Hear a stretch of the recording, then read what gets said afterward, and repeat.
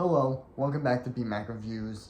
I guess this is a Bmack Ranks, but we're recording in landscape now, right? No more portrait, landscape, easier to watch.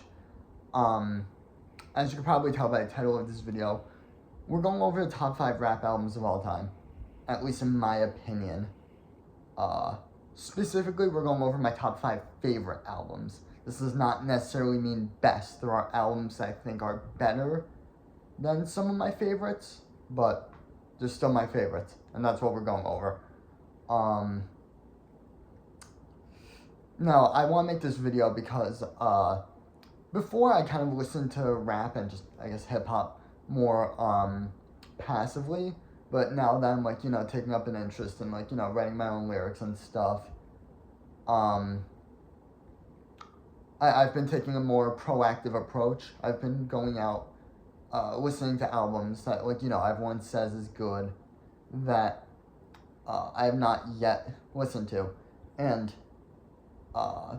this does relate to the video because, of course, there are albums, probably amazing, outstanding albums out there that I've not yet heard, right? So, like, I don't know, Ready to Die by, the Notorious B.I.G., Aquemini by Outkast,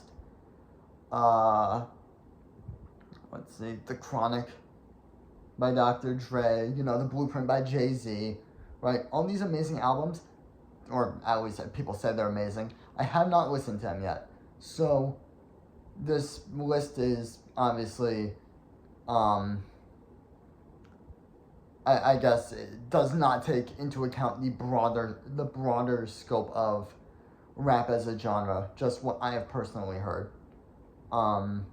So, before we do anything, I'm going to go over what I think are the best albums of all time, right? Not my favorites, the best. Just in my personal opinion, what I think is the most well-made, the most, I guess, impactful, just objectively good albums, okay? And hopefully this will provide, I guess, a scope when we move over into my favorite albums. So, just very quickly, in my opinion, the best albums of all time that I've heard are Me Again, from least to greatest, right? So from number 5, 4, 3, 2, 1, right? From the bottom, Me Against the World by Tupac, the Marshall Mathers LP by Eminem, To Pimp a Butterfly by Kendrick Lamar, Illmatic by Nas, and Good Kid, Mad City by Kendrick Lamar. Those are, in that order, that is, in my opinion, the best albums ever made. Now, moving on to my favorites. We have a few honorable mentions to go over. These are items that almost made the list, but didn't quite. And I would like to explain why, because I think they are important. There's 3 of them. The bottom one is Late Registration by Kanye West. Now, this was in contention for the number 5 spot, as were the other 2. However, I feel this album gets bought back from just its general R&B influence. Not that it's necessarily a bad thing, but I don't like how it's implemented. There are definitely songs on the album that swing more R&B than the rest, and typically those songs are worse and kind of break up the album for me. So, for example, Addiction, We Major, I guess you could even say Mama, Roses too. Like, despite Roses being, it is a great song. Roses is an amazing song, and it's a very clever, or not clever, but it's a cool idea for a song. He's singing about his grandma dying in the hospital, all this stuff. It's a cool song. It's just, when you're listening to the album for the 15th time, it gets a little boring, and one of my conditions for making the top 5 was it has to be a no skipper. It has to be an album where I can sit down and listen to it all the way through and not get tired at any point. And unfortunately, despite the fact that Late Registration has some fantastic songs, I mean, it's got a Diamonds for Sierra Leone remix, which is, in my opinion, one of the best rap songs ever made. Touch the Sky, Gone, Celebration, Crack Music, Gold Digger.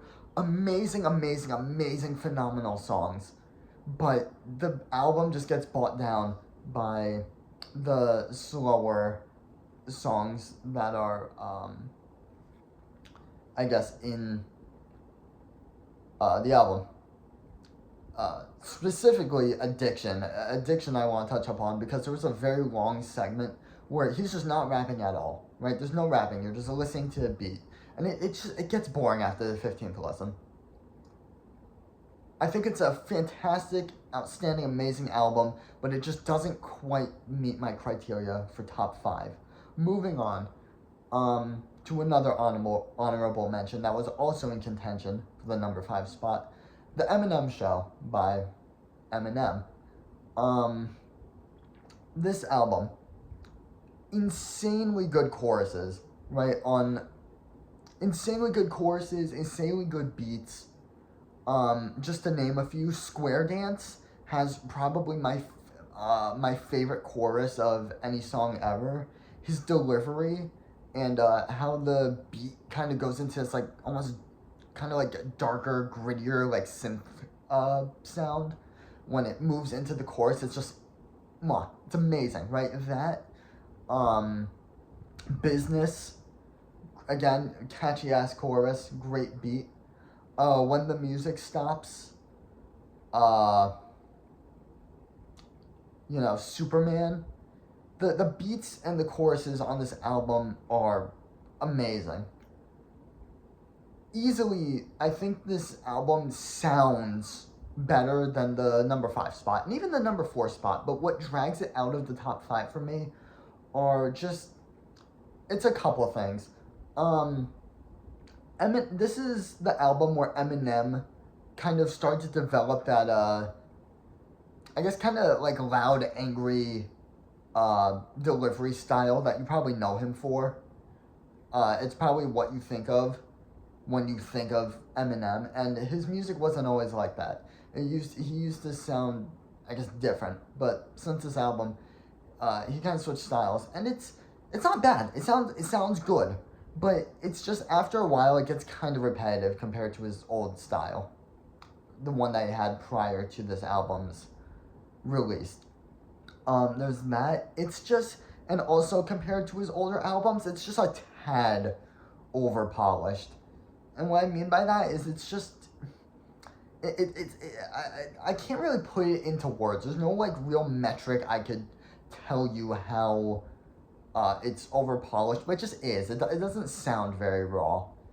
And that's not a bad thing, however, well, it is a bad thing, but it's not a bad thing on the first listen. It becomes a bad thing after your 15th listen of the album, and it gets boring faster as compared to albums that are more, I guess, raw, more, I guess, like, change things up more, if that makes sense. And it's another thing, it's just not versatile enough. I feel, despite sounding amazing, a lot of the songs do sound the same. They have very similar beats. The delivery on all of them is very similar. And also just the general artistic expression that went into this album is, I think, not good enough to warrant top 5. Again, great album. Great, amazing album. But I just feel it's not expressive enough. There's not as much soul put into it. And that just keeps out of top 5 for me. Now, the last of the honorable mentions is To Pimp a Butterfly by Kendrick Lamar. This used to be my favorite album ever. Not just rap album, favorite album ever. And it fell out of the top 5 entirely because of me. I liked this album so much that I listened to it nonstop for like months. and I just completely fucking ruined it for myself. I simply stopped enjoying the album.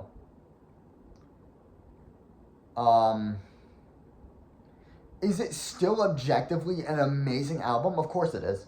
Of course it is. It is, like I said before, objectively top 5 album ever made, right? But I just played it so much, and it's just boring to me now. The one song on the album that I still love to death, though, is, as you can probably guess, Wesley's Theory. One of the best, I would say probably top 5 rap song ever made. At least in my opinion. Just such a good song.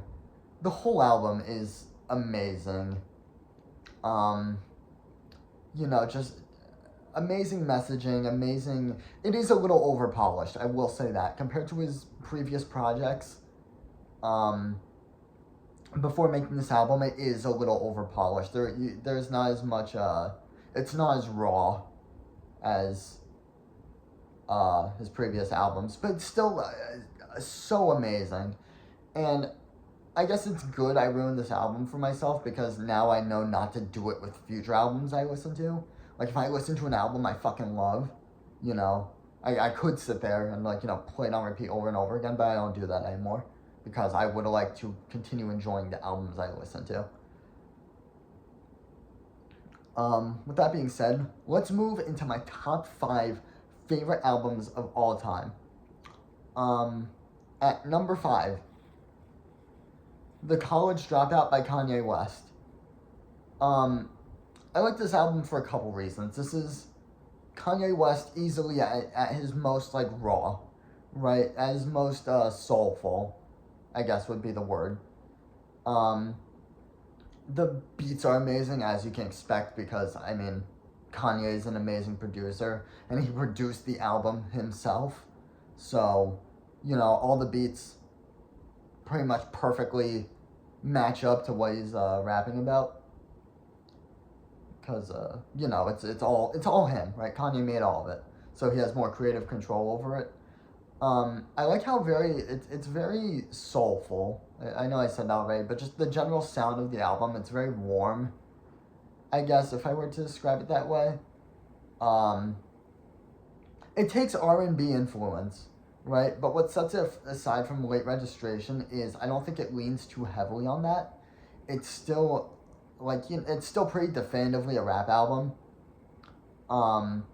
There's no real sections where I'm ever getting bored or anything. It's just a very easy, digestible listen. And the beats throughout, or I guess just the songs in general, very versatile, right? They're very, there's a very wide range of what you're gonna hear on the album, but when you put it all together, it still comes together as one great album. It doesn't sound disconnected. Very versatile, great album, and this is something I wanted to touch up on, the skits in this album. I know it's something not a lot of people take into consideration, right?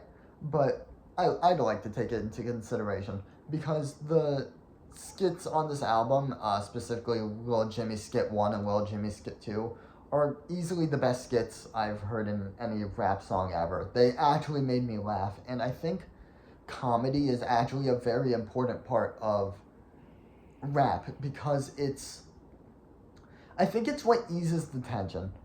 It doesn't have to be the funniest fucking album ever, but just having generally clever lyrics that are comedic in some way, it eases the tension. And I think that may be part of the reason why To Pimp a Butterfly kind of wore off on me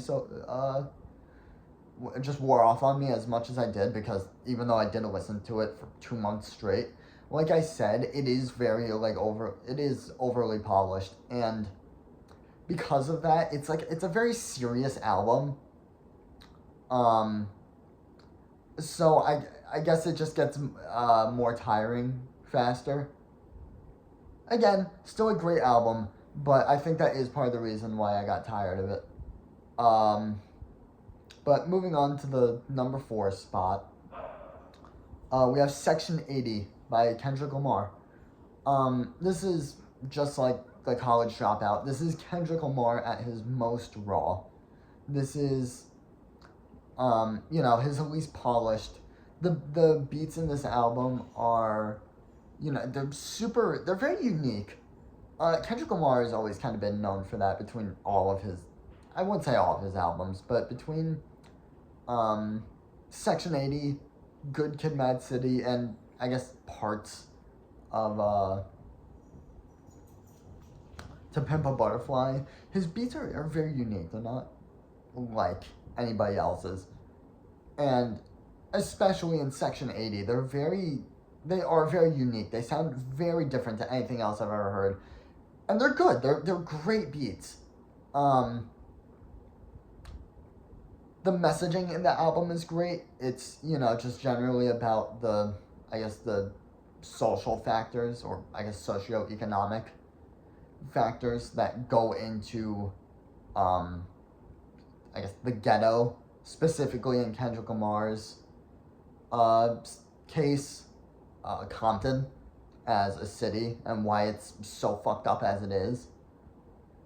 And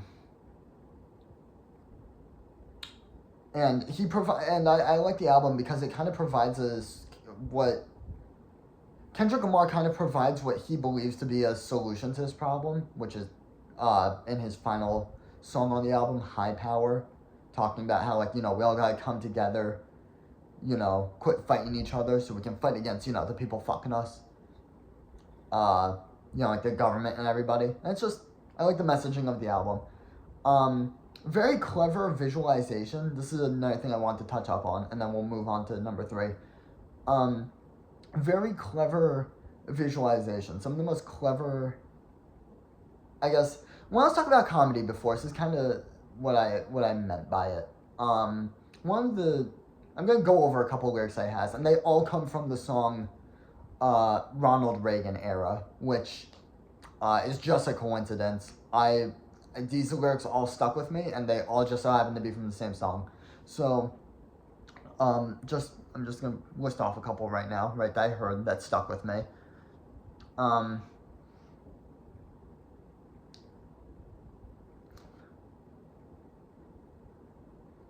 Before the chorus comes in, he has this line saying, that your homicide will remind me, right? That, and then the chorus comes in, and the chorus is like, talking about how, I'm not gonna say it because he says the fucking N-word like 50 times in it, but it's pretty much talking about how, fucking gang members in Compton are nothing to be fucked with. So pretty much he's saying that, your homicide, you the listener, your homicide will remind me that these gang members ain't nothing to fuck with. I just think that's clever. Another one he had is, we gon' pop out with calendars because yo day coming. I just thought that was clever and also pretty funny. I like that lyric. And also, he doesn't say this during the song. This is kind of like in the intro before the song. He says, 40 keys under the Compton Court building, which I think is just good visualization. It's a good way to put into scope, I guess, the drug problem in Compton, that there are even fucking, keys of coke in the Compton Court building. It's just very interesting visualization. And the album, super raw, comes together, makes this very unique album, and I fucking love it. So, Section 80 is number 4. Moving on to number 3, Illmatic by Nas. Easily some of the best chorus segments in rap. Especially on songs like The World Is Yours, One Love, New York State of Mind. Just amazing choruses. Great storytelling throughout all of the songs. Nas is just in this album an amazing storyteller, talking about life in Brooklyn, pretty much being a gang member and growing up in that type of environment. He's a very good storyteller, which is something that I think goes very, very unappreciated, especially in modern rap. It's pretty much a lost art. It's, you know, like rappers used to have like storytelling used to be a much more important part of rap than it is right now. Right now, it's pretty much fucking dead, but it's something that I love personally as part of the genre, and I wish it's something that was around in modern times, but it's not in most cases. Um, but uh, just I guess another thing with this album is he did so much, right? It's such a great album with so little. Like I can't really explain it. I guess it's kind of like Nirvana in a way, in that he did so much with so little. Like the beats aren't particularly complex, and his flow isn't like fucking insane. Like he's not like doing all these like crazy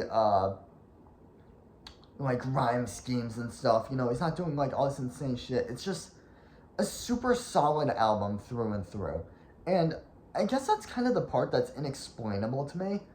I could, there's not like a single thing I could point to and tell you like why I love this album so much.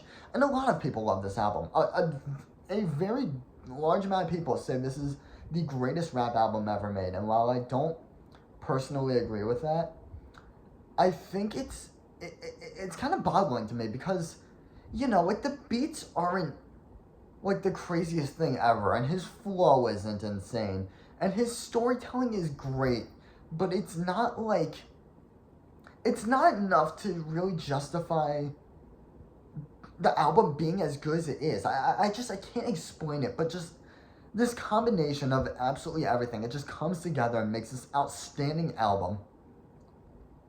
Despite the fact that there are albums out there that, you know, do better storytelling or have better beats or have more impressive rhyme schemes and stuff, and just rhymes in general.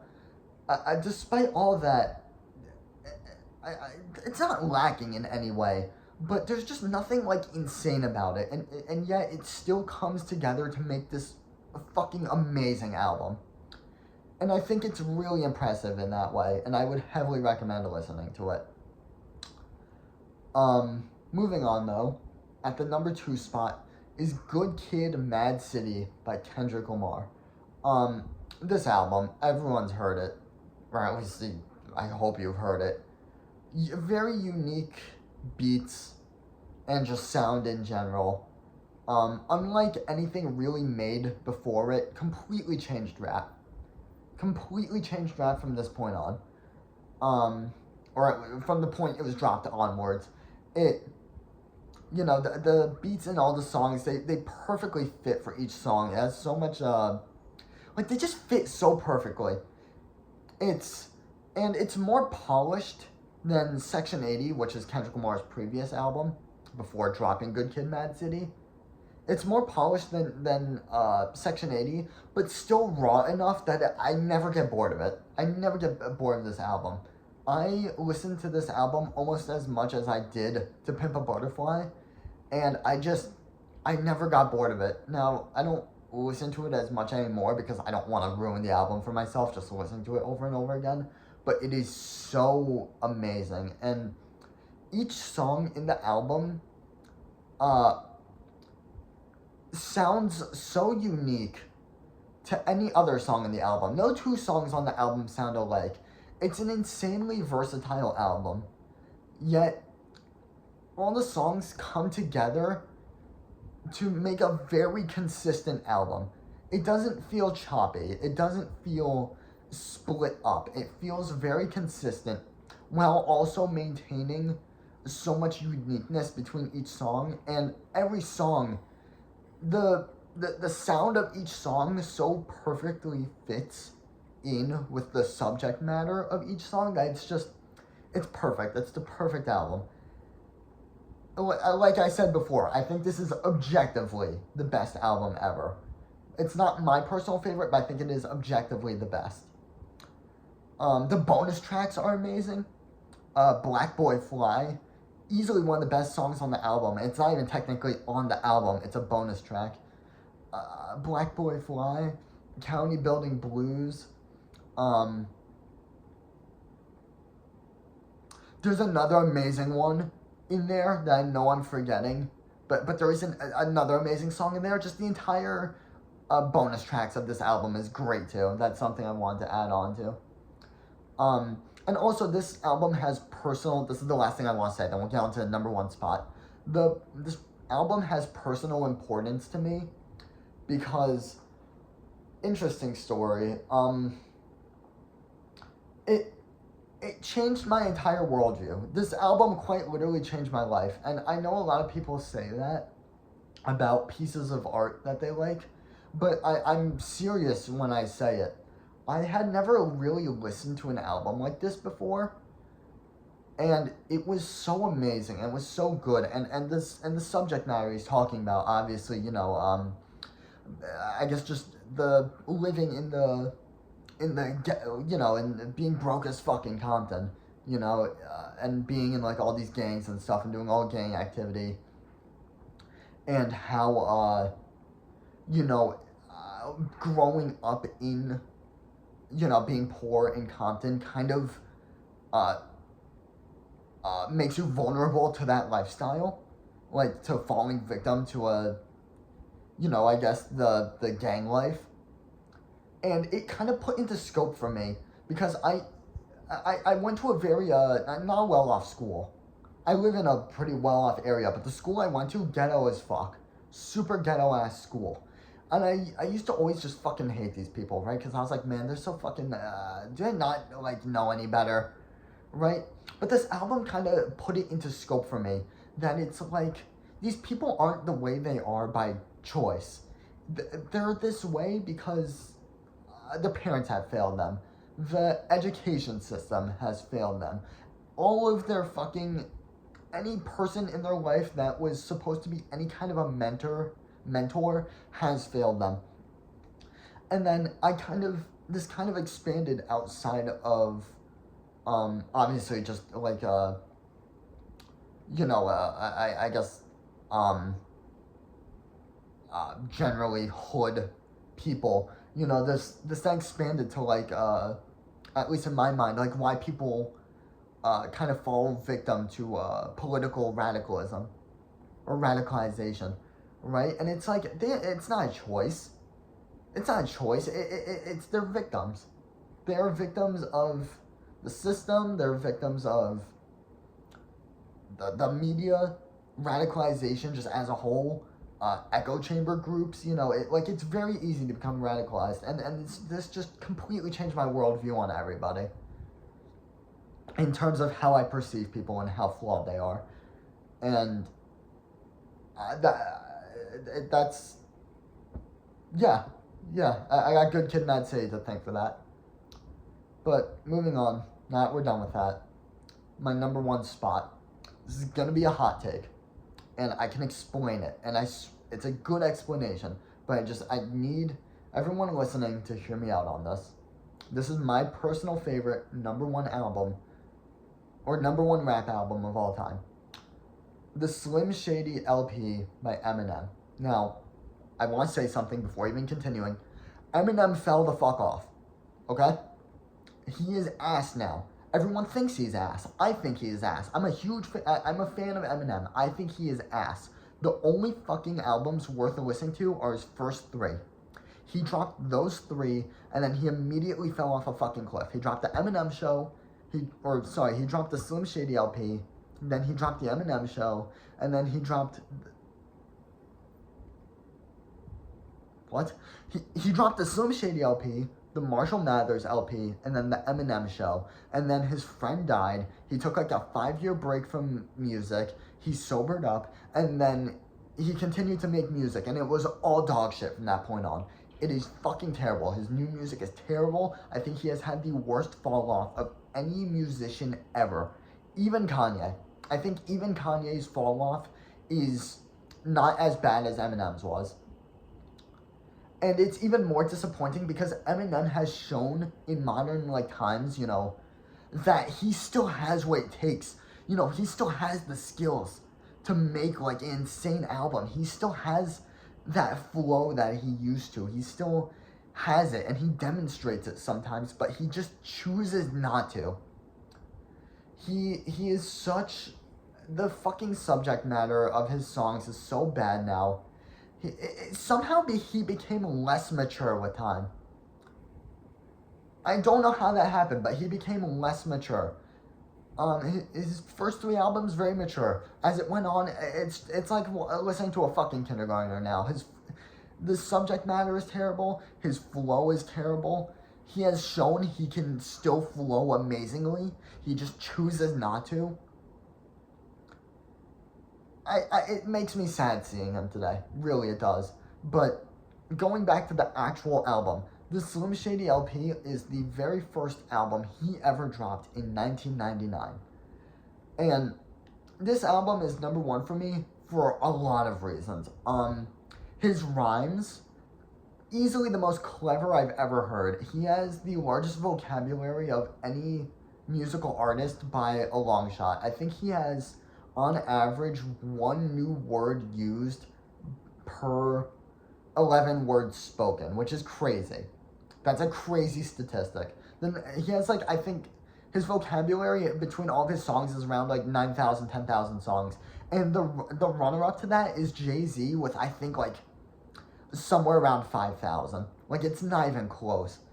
His vocabulary is huge, and he flexes that amazingly. His rhymes are so clever, and just so, like, I fell out of my fucking chair the first time listening to this album. Like, it's so insane, the shit he comes up with. Creatively, just fucking mind-boggling. His storytelling, not now, obviously, but he used to be the greatest storyteller in hip-hop, in my opinion.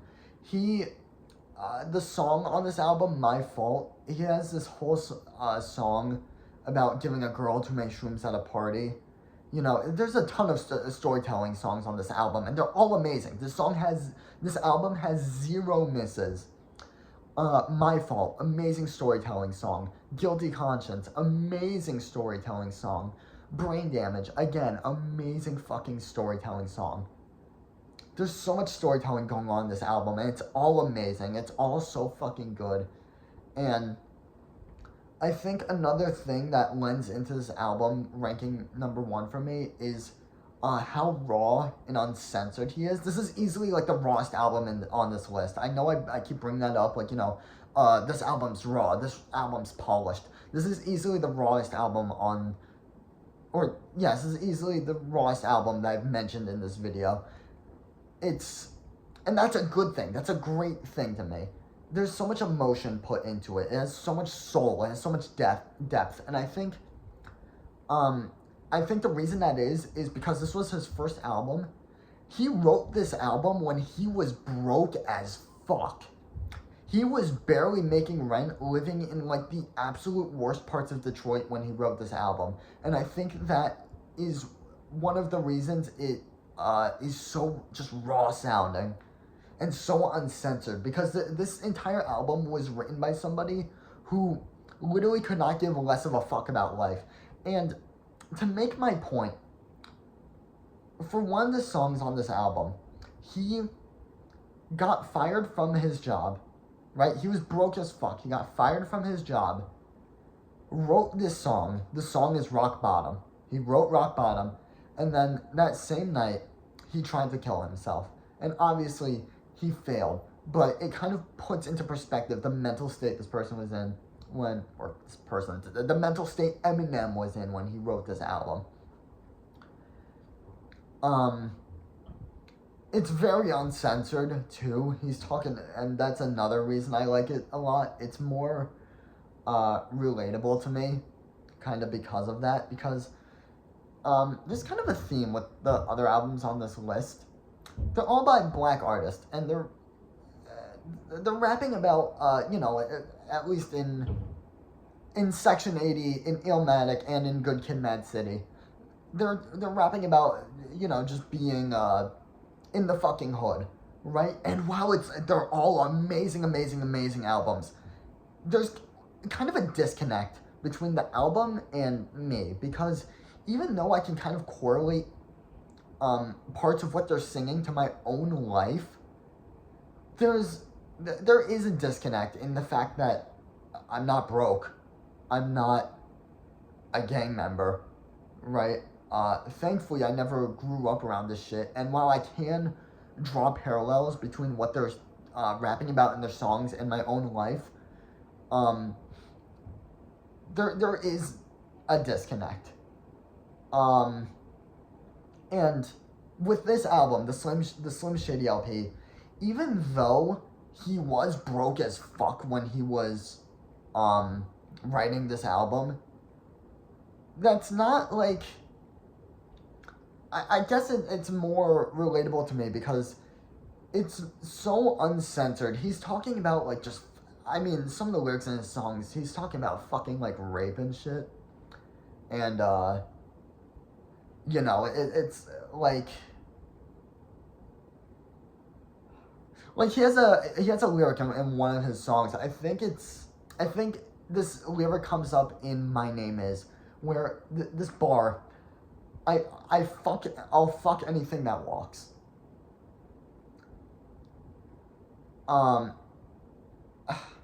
You know, that one's crazy. How you gonna breastfeed me, mom? You ain't got no tits? That's an insane fucking lyric. He ends the song, As the World Turns, by saying, fuck this fat slut bitch to death.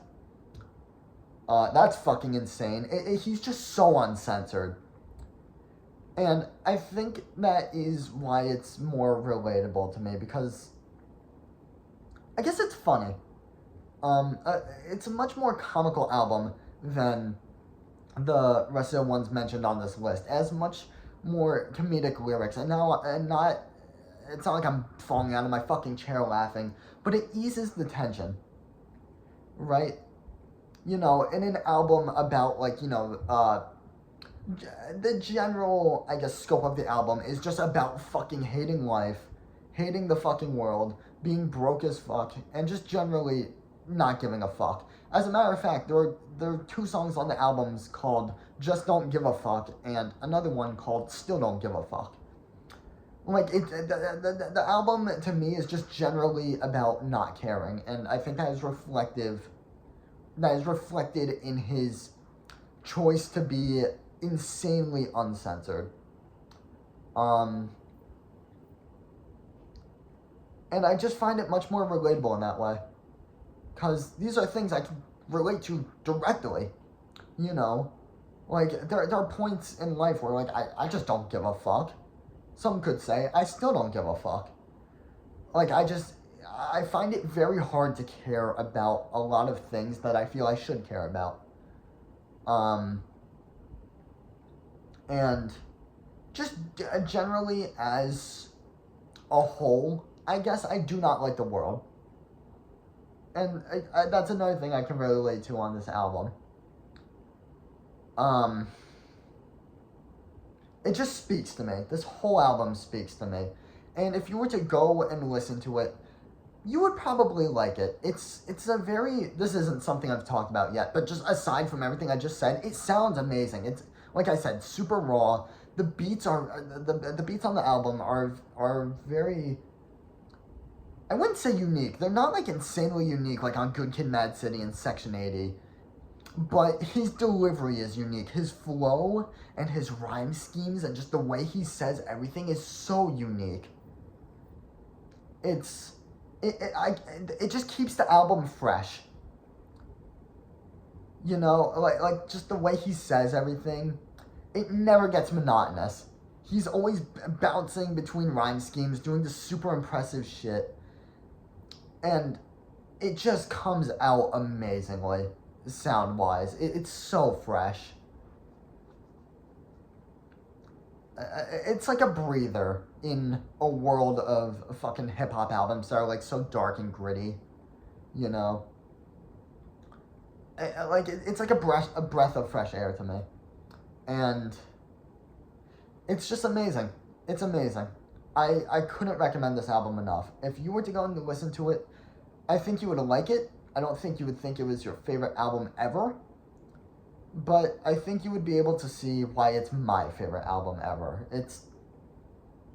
I can't imagine ever hearing a hip-hop album that I like more than this one. It's so good. It's so good. And I will forever be sad that this Eminem, the Eminem that wrote this album, is gone. He's dead. As an artist, Eminem is pretty much dead to me. If he were to drop an album tomorrow, I wouldn't listen to it. And it just makes me so sad. Because, seriously, at one point in time, this was the best rapper in the world ever. Easily.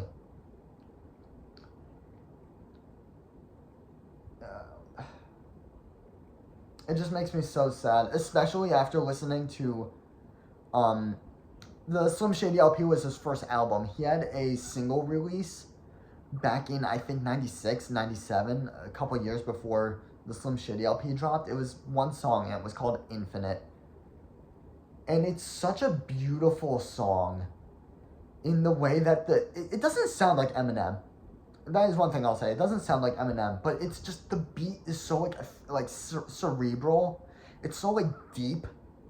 I guess there's almost this undertone. You would have to listen to it to understand what I'm saying, but there's this just cerebral noise in the beat that just itches your brain, and the beat on the chorus is so beautiful, and the way he's rapping, it's almost as if because this was his first song ever, it was almost as if to make a declaration saying, I'm gonna be the best rapper in the fucking world. You would have to listen to it to understand what I'm saying, but, he's just, and the chorus is about, him being infinite, as the title of the song would suggest. And he was infinite. At the time, he seriously was infinite. As a rapper and as a musician. And he just fell off so hard. He fell off so fucking hard. He's so bad now. He's so dog shit. And it makes me so sad. I can't even tell people I listen to Eminem. Because the mental image people have of Eminem in their minds is so, embarrassing. Now, I don't even tell people I listen to him. Most people that, I regularly... Obviously, I'm telling you guys because you guys are viewers of the fucking channel. But if I'm just talking to any given person about music, I won't tell them I listen to Eminem because it's fucking embarrassing. And that's so sad to me. He might as well have died, honestly. If he died after he dropped the Eminem show, people would talk about him like how people talk about Tupac. But he didn't. He went on living, and now he makes some of the worst fucking rap music on earth.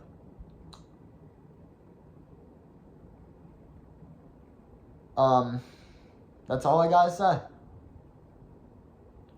That was the list. I hope you guys enjoyed this video. I really do love hip-hop as a genre, and it's something that I pray to God one day I can be fucking amazing at. Because I'm not joking. I know everyone says they want to be the best the best whatever in the world. Oh, I want to be the president. Oh, I want to be the best artist. I want to be on the Super Bowl stage. Whatever. I want to be the best painter. And a lot of people say that, but I truly do mean it when I say I love rap. And to be a world-class rapper up there with the likes of Jay-Z, Eminem, Kanye West, Lil Wayne, to be in the GOAT conversation, that would be preferable than being the president of the United fucking States to me. There is not a single thing I want more in this world, and I'm just so fucking determined. I've been writing lyrics every day, and it's not out of this necessity, oh, I have to do this because I want to be the best rapper in the world. and I do want to be the best rapper in the world, and I'm fucking determined to be, because I love the genre so much. And maybe I'll succeed, or maybe I won't. But I will never fucking stop trying. But the reason I pick up the pen and I pick up the fucking paper to write these lyrics is because I love the genre. There's nothing I love more. Not a single thing. I don't love my family as much. I don't love anybody as much as I love the genre of hip hop. It's just, I would trade the world for it. I can't imagine a world without hip hop. It's, like I said, there's nothing I love more. And I guess I made this video because I love all these artists, all these albums I've mentioned in this video, even if they didn't make the top 5. Even if they didn't make the honorable mentions, even if I just thought they were, like, objectively very good. For example, Me Against the World, I think objectively top 5 album of all time, but didn't make my top 5. Just so fucking amazing. I love rap. And I think modern rap is in a bad state. And I hope to God that one day I can make an album. I can become mainstream. I can be kind of like this, what would the word be? Like, almost like a fossil, I suppose. Because modern rap, I just don't like it. Obviously, there's a lot of exceptions, but generally, the state of hip-hop now is so much worse than it was in the 90s, 2000s. Even the 2010s were fucking pretty great. Now, past the 2020, it's not good. Right now, things are not good. And I want to take inspiration from these old school rappers that I love so much, old school Eminem, old school Nas, Tupac, 50 Cent, Outkast, fucking Snoop Dogg, The Game, Cage,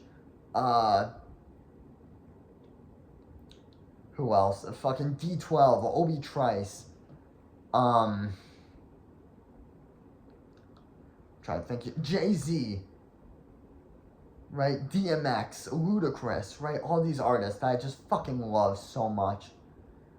And even expanding that to rap, to even older, before these people, right, like older than old school, we got fucking LL Cool J, Run DMC, you could say, NWA, right, and no, I would, NWA was somewhere between, but still, like, you get the point. Like, just, I love rap. I love it so much, and I want to draw inspiration from all these older school artists, and I want to make something that sounds like it came straight out of the 90s, or at least straight out of the 2000s, because to me, that's what sounds best. That's what was most impactful to me. And I want to make an album where if you listen to it, you would sit down and be like, damn, how old is this? And you would think it was from the 90s. And then you would look at it, and it would say, came out 2020, whatever the fuck. And, I pray to God I know I will get good at rap, because nobody gets as determined to do something as I am with rap and writing rap lyrics. Like, nobody becomes this determined to do something and then doesn't get somewhere with it. When you have as much I've never been so determined to do anything in my life. When you have as much determination to do something as I do, you make it happen. And I'm gonna make it happen. And it might take years, it might take fucking decades, but I'm gonna become a rapper, and I'm gonna make an album that I can sit down and confidently listen to and say, I fucking love this. I don't want to settle for second best. I don't want to settle for something that I listen to it and I'm like, it's okay. let me just release it because I think everyone else will like it. Fuck that. Fuck everybody else. I want to make music that I love. And if everyone else likes it, fucking amazing. Great. Right?